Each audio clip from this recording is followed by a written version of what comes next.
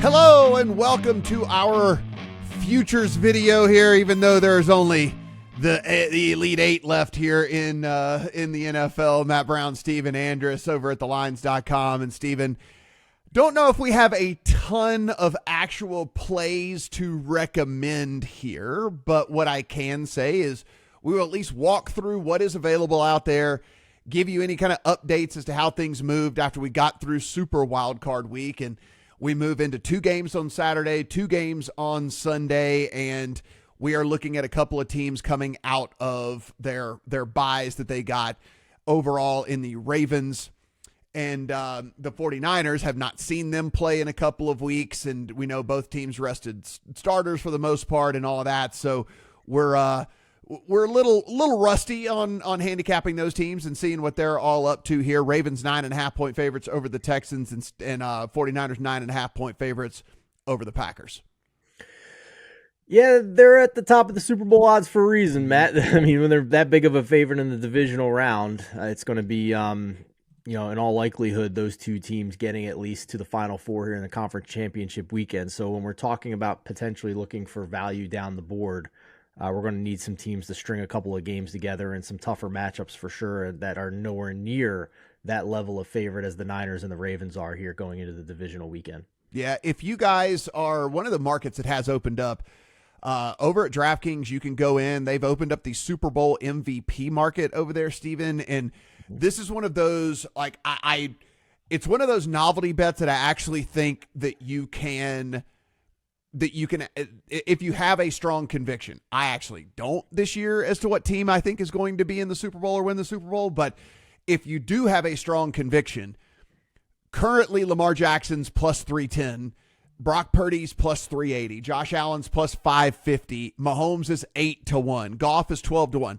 If you think any of those teams is going to make it to the Super Bowl, those odds are going to be like the Lamar will be cutting out, like the Mahomes and the Goff and all that will be literally cut into tenths. So like if you're looking for something you could put into your account that could back up a conviction on a team, we know that the Super Bowl MVP, if at all possible, they will give it to the quarterback. Now, we've had rare occasions where the quarterback didn't do anything in the game, and so it's gone to somebody else. But if at all possible, they want to give it to the quarterback. And so, Steven, this is kind of one of the only bets that I do recommend to people out there if they have a strong conviction. Like I said, I do not. I don't have a team that I'm in love with, even out of these, even though we're down to only 8. I don't have a team that I'm full on in love with. But let's say you loved the Packers and you think that this new look offense and everything they've got going on is amazing. Jordan Love is 30-1 for Super Bowl MVP. If they make it to the Super Bowl, he is literally going to be like plus 150. So it's like you could have a 30-1 ticket in your account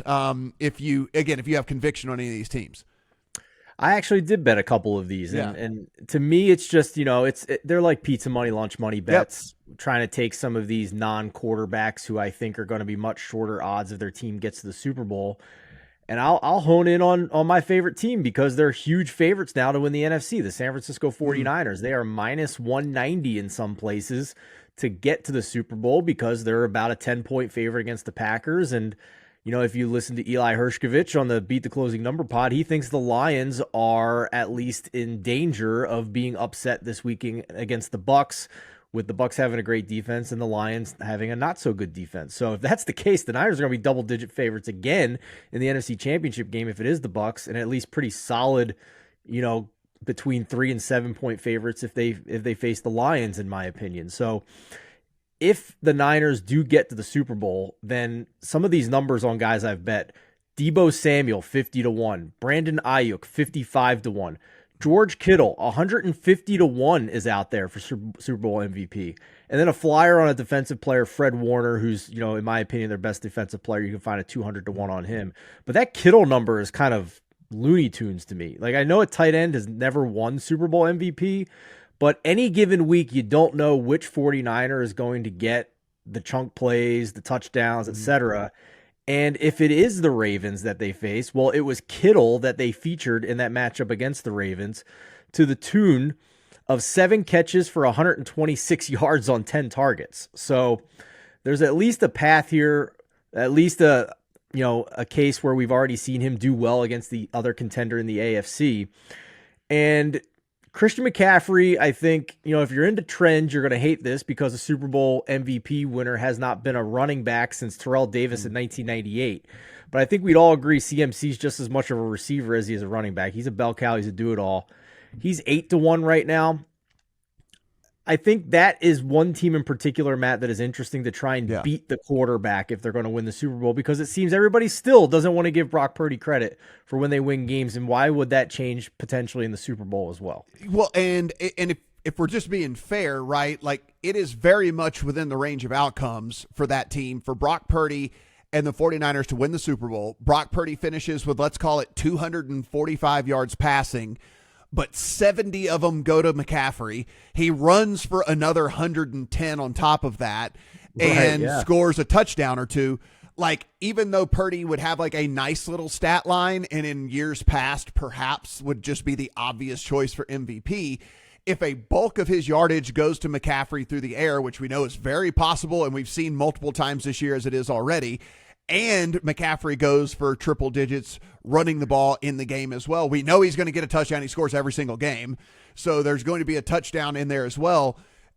It is one of those deals where McCaffrey's just a unique situation because you're not relying on, oh man, for him to win it, he's going to need 100+ yards and to score like 2 or 3 touchdowns because that's all he does from the running back position. We know he is a very good receiver, a very dynamic receiver, and is just as likely to catch a touchdown pass as he is to run one in. And so I'm with you on McCaffrey. Like the 6-1 you can get right now, 7-1, 8-1, wherever you're looking, will literally be plus 180, plus 190, something like that. Should they get to the Super Bowl. So you're literally getting 3-4x what you would get if you have conviction that the Niners are going to get there. On a player on a team who is favored over the field to make it to the Super Bowl at this point. Yeah. So no, that's absolutely. Yeah, absolutely. I think that is an interesting market for sure. When we look and, there are still odds out there for various finishing positions and stuff like that. Is there anything that catches your eye? Is there any sort of future bet that is still out there that again, the Niners are down to as low as kind of like plus 170, 175 or something like that to win the Super Bowl? I can't imagine at this point anybody's really jumping up and down to get that. It's not going to be exponentially worse if you just wait a week and see what happens after they've come back out of a bye. Is there any of these other numbers out there? I mean, do you think is in any world, do the Texans get there? Do the Packers get there? Do the Bucks get there? Because again, those are tickets you can monetize, right? 28, 29, 30, 25-ish, 26-ish to 1 to get there. If you tuck that away and they even get there, you know that you can monetize that ticket. I'll at least say this, even though they're a 10-point dog on the NFC side, if I was to pick one team to get to the Super Bowl other than the 49ers, it probably would be the Packers at this point.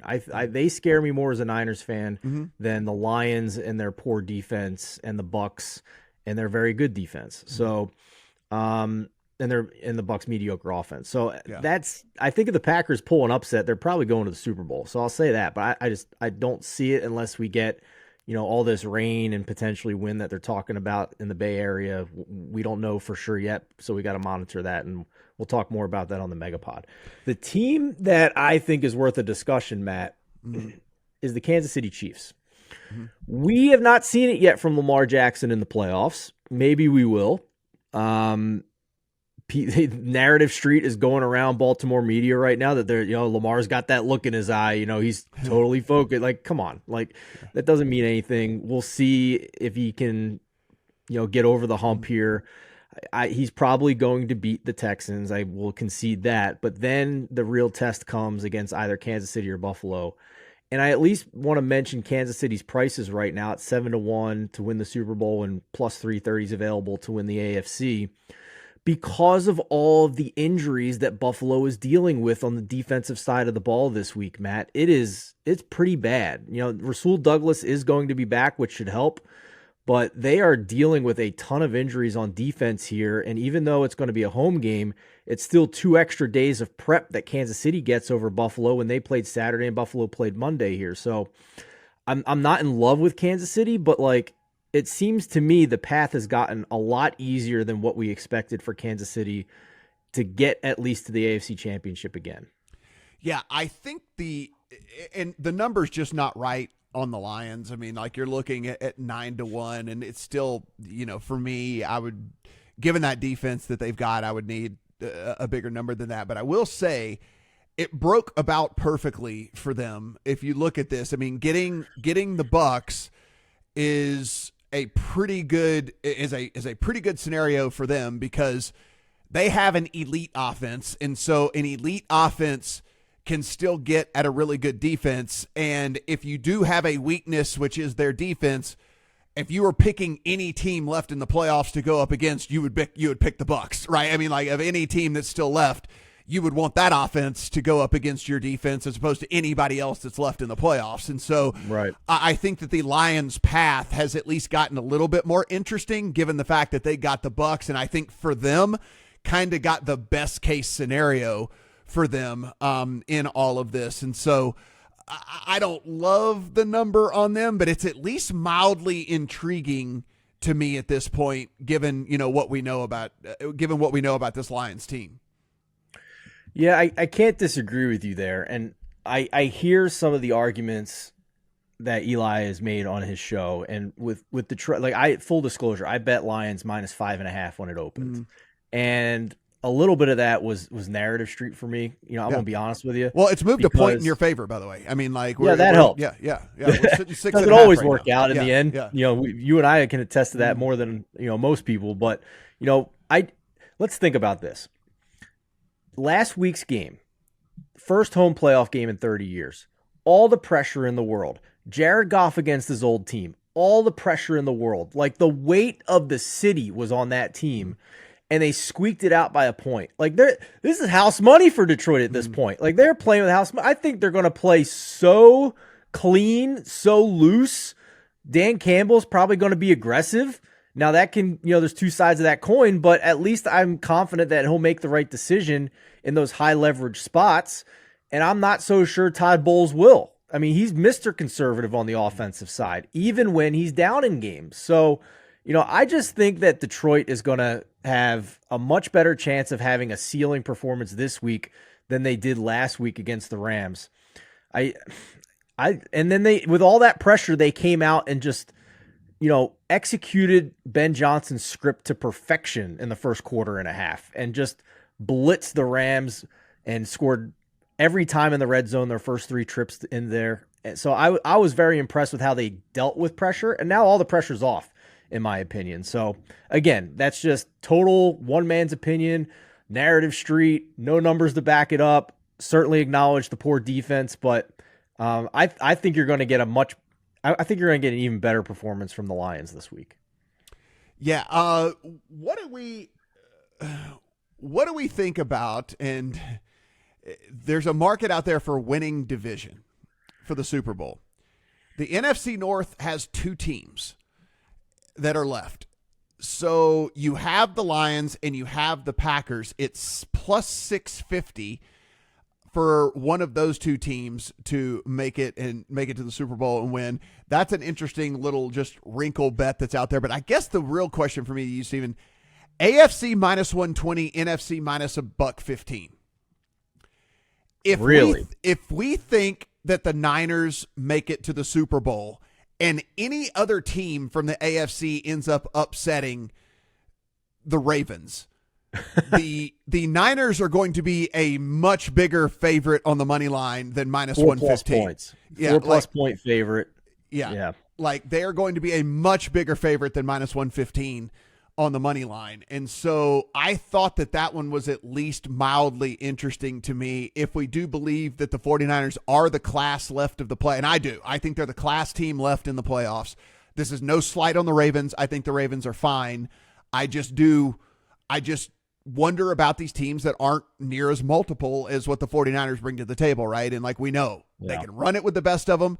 They can throw it to the outside with the best of them with Ayuk. They can throw it over the middle with the best of them to Kittle. And then they can do whatever the hell they want to with Deebo Samuel, like to run all the gadget plays in the world. It's like, so I think they're the class team that's left here.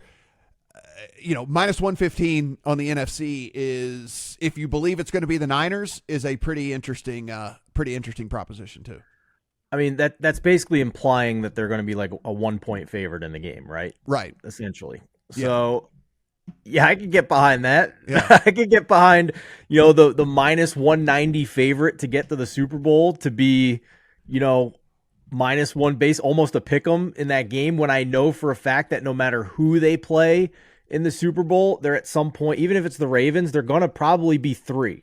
Now, whether it opens as 3 and then they take money, I don't know, but we know based on what we've seen in closing numbers and market consensus rate, like the Niners are going to be at least 3 points on a neutral over everybody. Yeah. So Steve, this is like a much cheaper way to bet the Niners to win the NFC, essentially.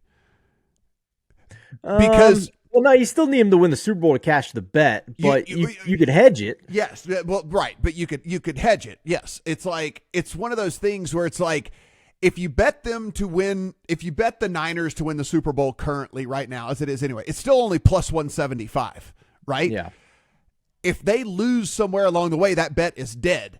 You could bet just the NFC, and even if they get upset somewhere along the way, your ticket is at least still live. You're still your intrinsic bet is on the Niners, but it's still live should they happen to get upset somewhere along the way. Well, you could also middle it because we know they'll be favorites over anybody they would face in the Super Bowl. So if they're, if it's the Ravens, you're basically middling dead numbers. But if it's anybody else, you might be able to middle the key number of 3 on that original bet. So just something to think about. Again, like there's these markets are going to start popping up. They're going to start thinking about it right now. They're going to start putting more and more out there. They're going to start putting these things up a little bit more often. And so just different ways that you can go about betting some stuff that gets you the same result, the same outcome, right? With whatever. And this is, when I say this, so again, some of these alternate markets don't update as fast as other markets. And so this is a futures betting podcast. So it is in the future and the NFL draft is in the future. And so, Steven, now this bet's not for everybody because of bankrolls, but if you look right now, number 1 overall pick, Caleb Williams, minus 900 at DraftKings. Number 1 quarterback selected, Caleb Williams, minus 800 at DraftKings. So, so it's just like, again, it's the same exact bet with just better odds. So like guys, click around in these alternate markets because sometimes they don't update as fast as some of the other markets that are available out there. And so just something that if you're betting Caleb Williams as the number 1 overall pick, then you might as well just bet him to be the number 1 quarterback selected and save yourself, some money on all of that. And so it's just little things like that if you click around just a couple of extra times before you hit submit, you might stumble into something that is a little bit more profitable for you. So just as these books are starting to just put out massive amounts of markets for every single game, you might be able to bet the exact same outcome at a better price. Final thought, back to our winning conference bet for the Super Bowl. At BetMGM currently, NFC plus 100. Ooh. Plus 100 for the NFC in the Super Bowl. That's a pretty interesting. Excuse me while I bet this. That's a pretty, well, because here's the thing, Steven, when you think about it, and I'm being serious. Like I'm not trying to just back up us highlighting markets like this or anything like that, but I'm being dead serious when I say this. I'm not scared. Like I'm not frightened of any of the AFC teams, even if it isn't the Niners getting it. You see what I'm saying? Like I'm not frightened. Let's say, like we said, like let's say that it is the Lions that end up making it or the Packers that end up making it. Like I'm not frightened of any of those teams. Like, sure, would they be dogs to the Raiders? Yeah, whatever. But I mean, like it's I'm not scared to death. It's not dead. It's not dead by any means. Exactly. Like I'm not scared to death of any of those AFC teams, given the warts that are on everyone. Like you talk about, the Bills dealing with all the injuries. The Chiefs offense has been garbage all year long. Yeah, they found Rashee Rice a ton this past week, but we'll see if that carries over. Obviously, the Texans with a rookie head coach and a rookie quarterback, like you're not frightened of those guys. So again, it's like, and even if it is the Ravens, like I said, like I think they're really good. I don't think they're elite, so I'm not frightened to death of that either. So yeah, I do like the NFC tickets just overall in general because I think that there is a decent shot with any of those teams. I just bet it. Plus 100 NFC winning conference for the Super Bowl over at BetMGM. Boom. It's in. there you have it. Guys, obviously, everything that we talk about here, you can find some sort of written content over on the lines about. And then also, if you want to continue this discussion with not only us, but your friends that you're going to make over in the Discord, you should do that as well. Thelines.com, upper right-hand corner, it is the little Discord symbol. You'll see it. Click it. It is absolutely free as well. We do not charge you. You don't got to be a member or anything like that. Just come in and jump into the discussion. Not only will we be talking football all the way up to the Super Bowl, but golf has kicked off now. College basketball is going. So there's a ton of discussion over there on the Discord. So be sure and get in on all of that as well. If you want to hit me and Steven up for any questions for any of the videos we make between now and the Super Bowl, just fire it over on the Twitter and we will get to as many of those as humanly possible. For Steven, I am Matt. Good luck on all your futures bets.